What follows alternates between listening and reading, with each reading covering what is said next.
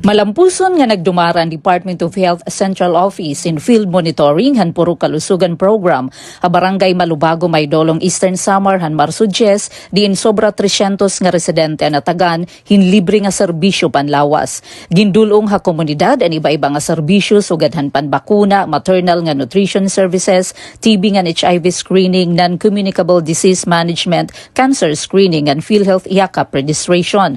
Pinangunahan an aktibidad han DOH Provincial Office ngan LGU Maydolong, upod and regional ngan central offices. Ang barangay Malubago isahan tulong nga pilot communities an Puro Kalusugan habungto, upod ang barangay Kamadan ngan barangay Tagaslian.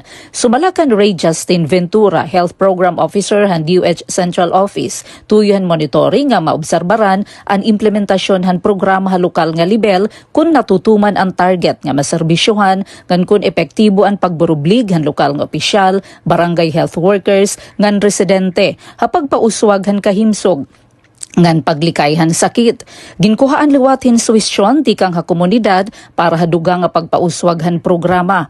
Dugang paniya diri bago ang konsepto han primary care han DOH, pero yan na igindudulong na mismo ang serbisyo ha kada purok imbis nga ang pasyente ang makadto ha pasilidad. Padayon nga ginbabalay-balay han BHWs nga nurses ang mga residente para masiguro ang follow-up ngan pagserbisyo hawaray pa maka-avail. Lakip liwat ang PhilHealth yakap ngan ang deployment han doctors to the barrio. Ngayon na in may dadoktor ang may dolong pinaagihan programa. Hanakalabay nga tuig, sobra 8,000 nga barangay hanasod ang nasakop han Puro Kalusugan nga nakaserbisyo ha por lo menos sa nga da 8 milyon katao. Yan ang tuig ginlalauman maabot ang 40% han kabugusan nga barangay ha Pilipinas.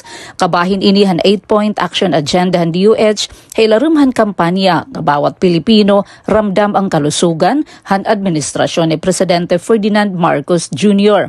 Samtang sumalakan Dr. Samuel Baldono, Municipal Health Officer han Maydolong, papahaluagin niya na nga tuig ang programa nga 210 nga barangay. Tinututukan han Puro Kalusugan ang 8 nga batakan nga serbisyo panlawas, laki pa nutrition, tungod ang hitaas nga stunting rate habungto, maternal health, water sanitation, non-communicable diseases, road safety ngan HIV, TB screening. Basihan datos, nag-ubos nan kason stunting ngan malnutrition, tungod han mas pinahalapad nga serbisyo ngan duga nga pondo. Nagpasalamat naman ang residente nga hi Abigail Canales, halibre nga check-up ngan medisina nga diri na nagkikinahanglan hin pagbiyahe ngadto sa sentro. Haya mensahe nagpahayaghin mapaso nga pagkarawat ngan pasasalamat ha mga opisyal han DOH ang Vice Alcalde nga hi Dr. Emmanuel Garfin nga gintuinan ni Mayor Attorney Loie Borja. Iya gindungang nga dako nga bulig han Puro Kalusugan hapagdarahan batakan nga serbisyo panlawas sa mga barangay ngan padayon nga susuportahan han lokal nga pangobernuhan ang mga programang DOH para hakaupayan han mga mulupyo. Para habagong Pilipinas, Penelope Pumida, Radyo Pilipinas, Radyo Publiko, Borongan.